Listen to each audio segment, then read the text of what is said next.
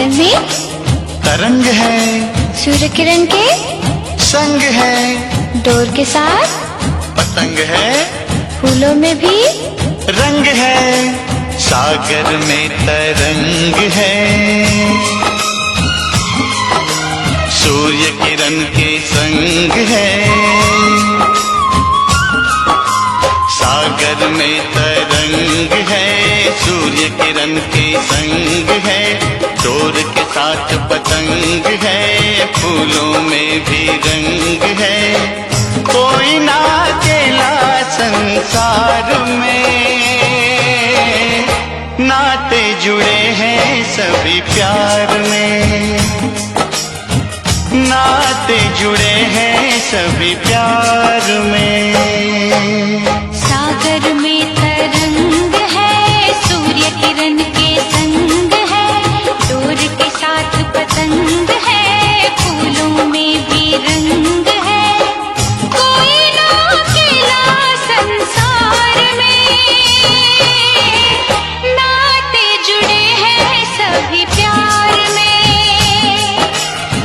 नाते जुड़े हैं सभी प्यार में।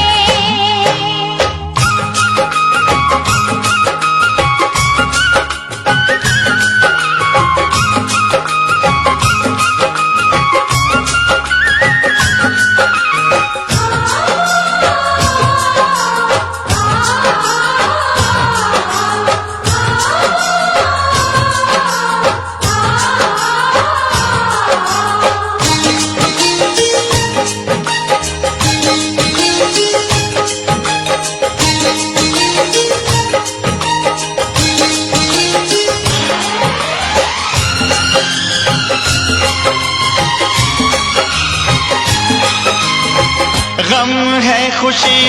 है, अच्छी बुरी है, किसको पता है यहाँ क्या जिंदगी है।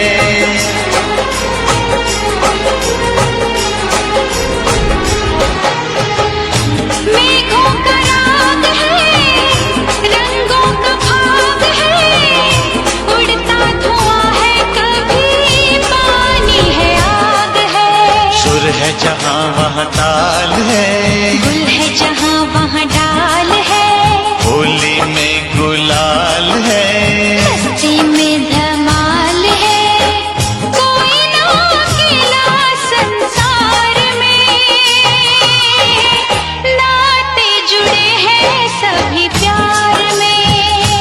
ओ नाते जुड़े हैं सभी प्यार में।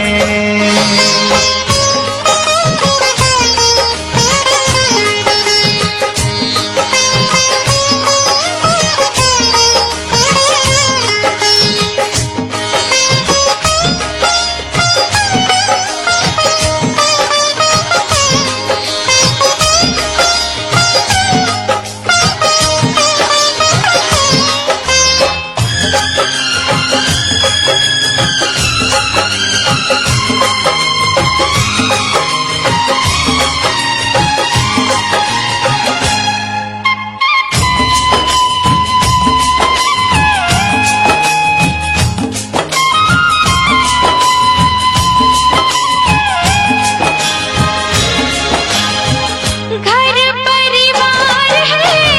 तीज त्योहार है, जहाँ है खिजाएं वहीं महकी बहार है,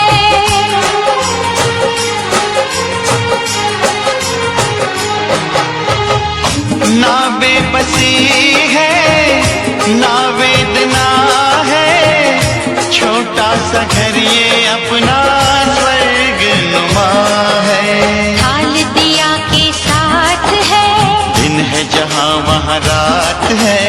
डोली संग बारात है, सावन में बरसात है, कोई ना अकेला संसार में, नाते जुड़े हैं सभी प्यार